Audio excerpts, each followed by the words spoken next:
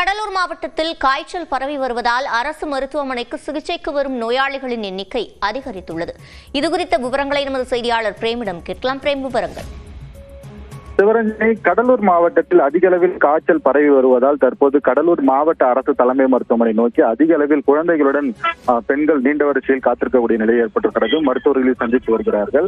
கடலூர் மாவட்டத்தில் கடந்த சில நாட்களாக கடுமையான வெப்பம் மற்றும் விட்டு மழையும் பெய்து வருகிறது. இந்த நிலையில் சீதோஷ்ண நிலை மாற்றத்தினால் இந்த காய்ச்சல் என்பது வைரஸ் காய்ச்சல் என்பது அதிக அளவில் பரவி வருகிறது. இதன் காரணமாக கடலூர் மாவட்டத்தின் அனைத்து பகுதிகளிலும் இந்த காய்ச்சல் என்பது அதிக அளவில் பரவி வருகிறது. குழந்தைகள் முதல் முதியவர்கள் வரை பரவுவதால் அனைவருமே இந்த காய்ச்சலால் பாதிக்கப்பட்டு சளி இரும்பலோடு பாதிக்கப்படுகிறார்கள்.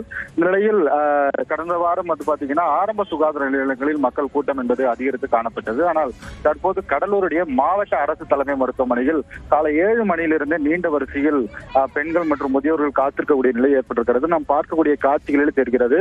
குழந்தைகள் அதிக அளவில் சளி இரும்பல் காய்ச்சலால் பாதிக்கப்பட்டு பெற்றோர்கள் நீண்ட வரிசையில் காத்திருந்து மருத்துவர்களை சந்திக்கக்கூடிய நிலை ஏற்பட்டிருக்கிறது. பெற்றோர்கள் குறிப்பாக என்ன சொல்கிறார் என்றால் அதிக அளவில் கூட்டம் கூடும் பகுதி குழந்தைகளை அழைத்து செல்வதால் இதுபோல் சளி காய்ச்சல் என்பது ஏற்பட்டிருப்பதாகவும் தற்போது மருத்துவர்கள் சந்தித்திருப்பதால் அவர்களுக்கு ரத்த பரிசோதனையும் எடுக்க சொல்வதாகவும் பெற்றோர்கள் தெரிவித்திருக்கிறார்கள்.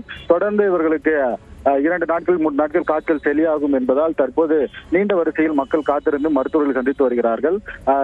இந்த காய்ச்சலால் தற்போது எந்தவித பாதிப்பும் ஏற்படாத வண்ணம் மருத்துவர்கள் உடனடியாக இந்த மாவட்ட நிர்வாகம் பல்வேறு இடங்களில் மருத்துவ முகாம்களை நடத்த வேண்டும் என்ற ஒரு கோரிக்கையும் எழுந்திருக்கிறது. சிவரஞ்சனி, விவரங்களை வழங்கியமைக்கு நன்றி பிரேம்.